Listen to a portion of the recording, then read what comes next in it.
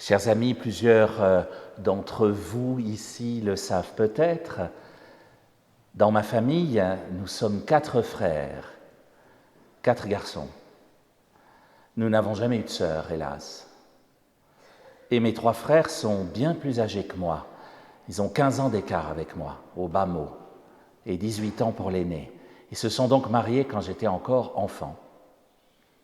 Chez mes parents, à Genève, il y a une étagère dans le salon avec les 3 photos des mariages de mes frères. Et quand j'étais adolescent, je regardais ces photos, 1, 2, 3, et une place vide. Et évidemment, je comprenais confusément qu'il me faudrait un jour remplir ce vide. La place vide, elle était pour moi, pour mon futur mariage à moi. Le problème avec Dieu, c'est qu'il obéit rarement à la logique, vous avez remarqué ? Alors nous fêtons la Sainte Famille ce soir. Loin de moi l'idée de proclamer sainte ma famille à moi, je vous rassure. Ce n'est pas ce parallèle-là que je souhaite faire. Mais pour beaucoup, et notamment chez notre grand voisin français, jusque dans les manifs de la Manif pour tous, jadis, pour beaucoup, le modèle familial chrétien semble assez clair. Un papa, une maman, des enfants, habituellement 2, un garçon et une fille, comme ça équilibre bien.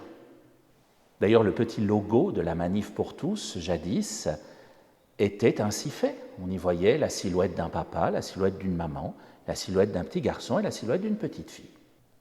Dans ma famille, avec 4 garçons et aucune fille, on était déjà assez mal barrés pour l'équilibre. Mais mes parents étaient loin de se douter qu'il n'y aurait que 3 mariages sur les 4 et que la 4e cérémonie serait un petit peu différente. Vous voyez, chers amis, il faut laisser une chance à Dieu avant de plaquer des modèles sur ce qu'on croit penser de lui. Il a peut-être bien quelque chose à nous dire à l'intérieur de ce que l'on croit être nos modèles. Et ça pourrait bien nous surprendre. Prenez la Bible, par exemple. Vous verrez, c'est édifiant. Il ne s'y trouve pas un seul modèle de famille normale. Enfin, j'entends normale comme l'entendent les gens qui plaquent l'étiquette normale sur tout ce qu'ils aiment et qui flinguent tout ce qui ne leur convient pas, bien sûr. J'espère que ce n'est pas votre cas. Si on y réfléchit bien, même la famille de Jésus n'est pas spécialement normale. Ben oui.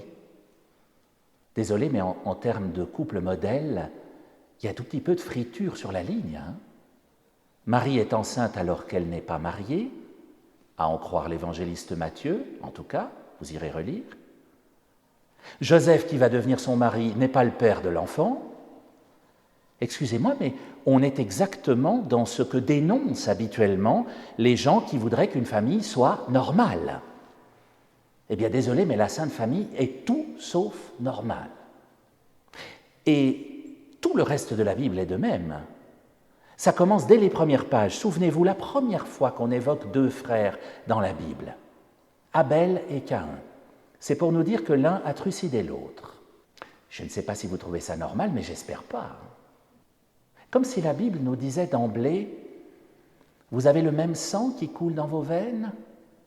Eh bien, ça ne va pas être facile tous les jours.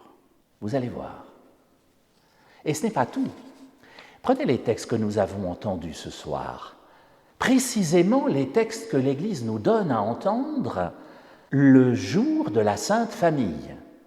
On se dit que là, si l'Église a choisi ces textes, ce jour-là, c'est qu'on va avoir des modèles familiaux, puisque ça vient de la Bible. Des familles type un papa, une maman, 2 enfants. Ben pas du tout, vous l'avez entendu. Le premier texte parle d'Abraham et Sarah, une histoire fantastique qu'on connaît bien. À cause de la stérilité de Sarah, Abraham va faire un enfant à sa servante, Agar. Je ne suis pas sûr que ce soit tout à fait ce qu'on estime normal. Et après ça, Dieu va finalement rendre Sarah enceinte, dans sa vieillesse, à plus de 80 ans, ce qui n'est pas a priori tout à fait normal non plus. On est assez loin des standards. Et ce sont nos ancêtres. Le psaume, lui, évoquait les fils de Jacob. Alors je ne sais pas si vous avez l'histoire en tête, mais c'est très très très loin d'être une partie de plaisir, la famille de Jacob. Entre jalousie, histoire d'héritage, cadavres dans les placards, il y a de quoi faire un bon vaudeville, je vous assure. Mais c'est tout sauf normal. Quant à l'Évangile, il nous parle du vieux Siméon qui reçoit Jésus dans ses bras et qui proclame qu'il voit le Messie. Siméon, un vieillard. Vous avez remarqué, chers amis, quand on dessine une famille dite normale, on ne dessine jamais une personne âgée. C'est très injuste. Comme si on voulait d'emblée les éliminer de notre vision de la famille normale, les éloigner de nous, les parquer dans des aumes. Je ne sais pas si vous voyez ce que je veux dire. Quand on ne veut pas les euthanasier, parce que, au final, ça arrangerait tout le monde, à commencer par l'industrie pharmaceutique ou les assurances maladie, puisque les soins palliatifs coûtent beaucoup plus cher qu'un petit cocktail à boire en 10 minutes. Vous avez remarqué aussi dans l'Évangile, l'autre personne présente comme par hasard, c'est aussi une personne âgée, Anne, qui a 84 ans. J'ai peut-être mal lu, mais vous voyez du normal là-dedans. Même dans l'assemblée de ce soir, vous n'avez pas tous 84 ans, pardonnez-moi. Et là, au temple, les personnes que rencontrent Joseph et Marie, ce sont deux vieillards. Et la clé de tout cela, elle était peut-être à chercher dans l'étrange deuxième lecture que nous avons entendue, cette mystérieuse lettre aux Hébreux, dont on ne sait pas grand-chose de l'auteur, sinon que ce n'est pas Paul. Ça, au moins, aujourd'hui, on le sait. Mais c'est à peu près tout ce qu'on sait de lui. Et l'auteur de la lettre aux Hébreux, à travers son texte, qui est plus une prédication qu'une lettre d'ailleurs, nous montre la foi et des exemples de foi. C'est le thème de toute sa lettre. Et c'est peut-être bien le point commun de toutes ces personnes dont je vous parle depuis quelques minutes. Comme si on voulait nous dire, peu importe la famille que tu as, qu'elle soit composée, recomposée, déchirée, raccommodée, faite de pièces rapportées, comme on dit parfois, ou de valeurs ajoutées, ce qui est quand même plus agréable à entendre, peu importe ta famille, c'est la foi qui compte.